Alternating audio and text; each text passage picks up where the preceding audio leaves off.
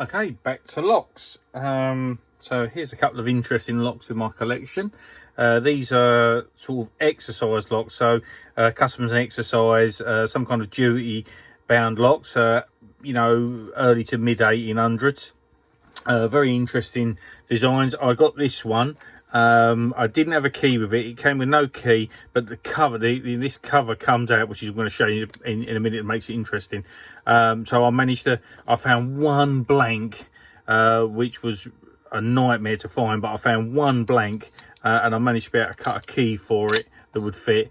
And it works absolutely beautifully. Really nice lock. Very happy with this. This was a gift from a close friend of mine as well. So, you know, something really unusual. But the unusual thing about this lock is if you unlock the lock, so not when it's open, but when it's unlocked, you can take a second key, and this control key can go in, and you'll lift it towards you and pull it up and turn. And when you lift it up and turn, it will release this cover, which if you didn't know how it worked, you'd never understand it. And the idea of this service cover can be taken off, and then inside you can remove these screws and rekey it. So it's quite straightforward. It's not, you know, it's makes it very easy to make new keys for it, to change it. So obviously to stop someone being able to copy a key, like in some plasticine or something, make a key up and then nip back and help themselves to some goodies inside. So the idea is obviously they would have took this apart, rekeyed it with a different key, so each time that you went back in, or the locksmith went in every now and then to change it, and someone couldn't have a key just to let themselves in. So that was quite interesting. But unless you knew that cover come off, so this came to me with the cover off, unless you knew that cover came off, you know, it would have been very difficult to get it open to have made keys for it, although they were hard enough to get the blank as it was. So that's that one, which is quite interesting, which is quite good. And then we've got this second one, same kind of scenario, you know, some kind of customs and exercise duty type of lock. But this one, instead of the messing around with rekeying like this lock is actually a permutation or periotoptic type of lock. And the idea with this one is you could unlock it and then you can lock it with a completely different key, and it would change a bit in the key, again, to stop people copying keys and having access and stuff like that. Similar to what they do with bank safe vaults, you know, as a similar kind of idea, some of them. And this was widely used in these times.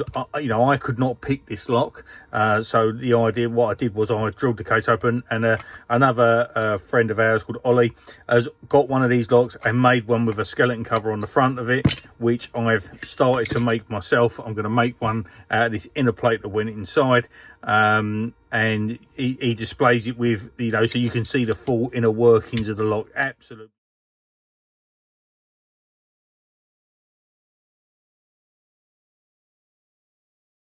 Absolutely beautiful inside. When if you've got a couple of working keys for it, absolute pleasure to see. If you skeletonize the inner plate and then have a couple of keys. I've got to get some keys. I don't have keys for it at the moment, but I thought it'd be interesting for you to see how this physically works. So if you look at the levers here, when these levers are, you know, raised up, they interact with this comb here, and that gives you various different heights. So when the lock's opened, it's at a height, and then when it's closed, this comb section here can interact with this on the side here and give you a totally different bitting.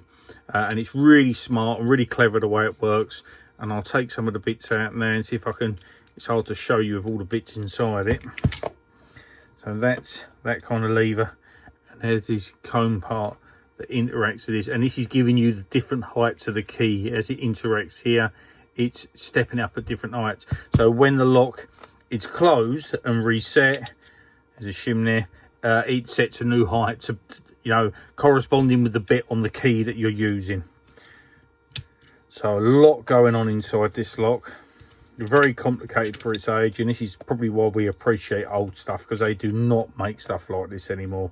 The time it took to put this sort of stuff together and make it and get the accuracy, them days are gone, to be honest with you.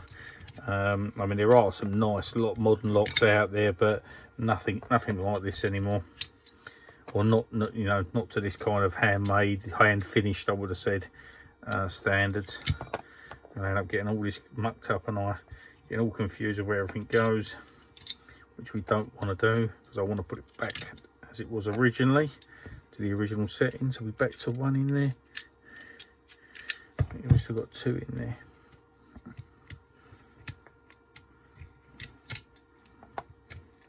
So this has been on my bench for ages. I've started to restore it, and I've got involved with other things, and as you do, you keep coming back to these things, and I will eventually get back to it. Again, this was a gift to me, and I will eventually get back to it and get it finished. So obviously, to open the lock, it needs to lift to the right height. Let's see what I'm doing. There's a couple of washers left there as well that need to stay there. So this will lift up as so, and this will move back to the right height, and then once it does, oh, it's open.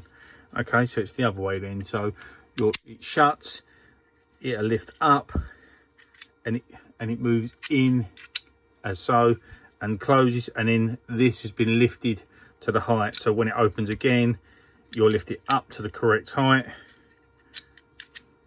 So that fits in that box there, you see. I'm trying to do it for the camera, which is quite difficult. And down, so depending on where this, when you lock this, I mean, it can be at this position quite low. This is awkward trying to do this for the camera. And obviously that locks it there, that locks it inside there. And then when it comes back, it's unlocked. And then when you put your new key in, if it lifts to a different position and comes across, that's the new setting there. So, I mean, it's right at the bottom this time. And you get the idea. It's a bit fiddly to do for the camera, but yeah, you get the idea of how this works. So, you know, this gives you all the various different heights of the key. But again, really interesting, really nice design. It'd be a pleasure to see more stuff like that these days. And this is works in progress. This needs to be, I need to continue with the cleaning and get this skeleton cover made and get a couple of keys for it. And it'll be a really nice thing to show off in the collection. Okay, just thought it'd be interesting. Thank you. Cheers. A quick addition I forgot to add as I was waffling on. You may have noticed on both of these where the keyhole cover comes around, there's a hole. And this hole, they're both got the same. They both got this little hole here.